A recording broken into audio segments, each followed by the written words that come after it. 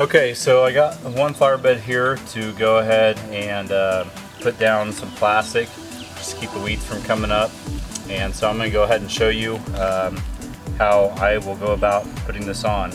I went ahead and measured the whole length of the flower bed, and I went ahead and used the crack that's in my driveway, and I just took a razor blade and cut down the crack. That way I have a smooth straight line on the very end. So now what I'm going to do is go ahead and put this on top of the flower bed, and as you can see I already have plants planted along here, so I'm going to lay this on top of the plants and then show you how I cut the holes for the plants.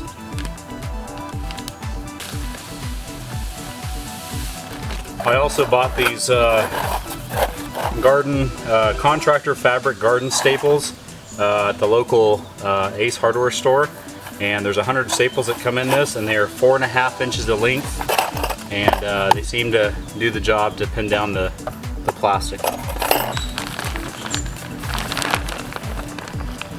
All I'm going to do is just kind of unfold this, the width of the garden bed.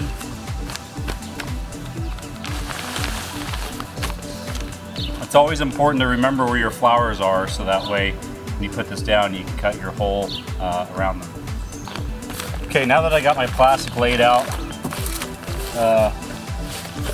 underneath this gutter here, since I already have plastic from my other garden bed down, I'm going to go ahead and overlap it a little bit. Once I have it overlapped, then I'm going to go ahead and put down my staples. I'm just putting down my staples. I'm putting one on one side of the new tarp and then one on the existing tarp. That way it kind of has them both pinned together.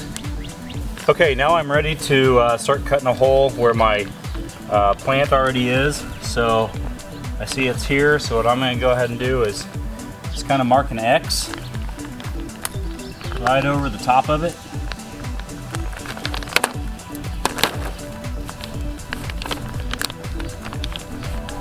Now that I got my X, I can tuck the flaps underneath, and it just gives it another layer of protection from the weeds. And there it's going to be ready to go.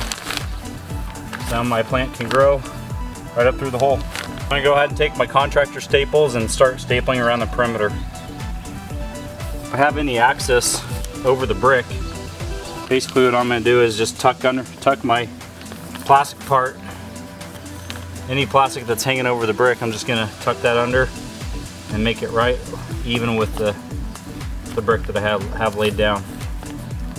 So there's really no sense in wasting this plastic by cutting off the extra. Might as well just tuck it under, and just gives it another layer to keep the weeds from growing through, which is the reason why you're laying this stuff down. Alright, so I've come across another plant here. So I'm going to go ahead, I know the middle of it's right about here, so I'm going to go ahead and just mark my X.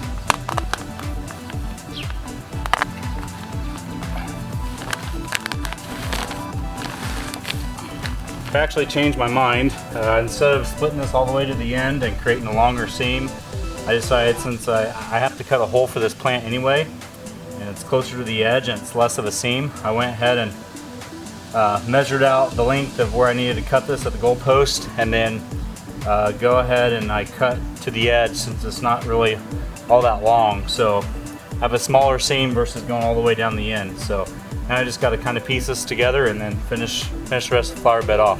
While I finished the tarp on this flower bed, I did run out of staples, so I had to improv and find some wire in my garage and kind of cut different lengths to form U's to put it down. So it's not exactly stapled down all the way towards the end here, but it's ready for rock. And yeah, that's how I lay down the tarp, the plastic for the flower bed. So hopefully you learned something from that.